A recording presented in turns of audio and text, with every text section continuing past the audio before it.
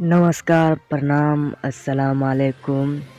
और हमारा नाम मतीउर रहमान है और हमारा यूट्यूब चैनल बिहार 28 में आप सबका बहुत बहुत स्वागत है। और हम बातचीत करने वाले हैं भोजपुरिया के ताज़ा खबर सुपरस्टार खेसारी लाल यादव के न्यू सॉन्ग के बारे में बातचीत करने वाले हैं। तो हमारे वीडियो में शुरू से लेकर एंड तक बने रहिए। और हमारे वीडियो में चैनल में नए हैं तो चैनल को सब्सक्राइब कर दे दिल से। तो चलिए बिना समय लेते हैं आपको वीडियो शुरू कर दे। खेसारी लाल यादव जिसका सॉन्ग बहुत बेहद सॉन्ग रिलीज होने वाला है, जिस सॉन्ग का नाम है मार के मुस्कुराया। बहुत ही बेहद ब्लास्ट सॉन्ग है। इस सॉन्ग को रिलीज किया जाएगा SR के म्यूजिक से रिलीज किया जाएगा 9 नवंबर को 6:30 को रिलीज किया जाएगा। SR के म्यूजिक से चैनल से रिलीज किया जाएगा इस गाने को।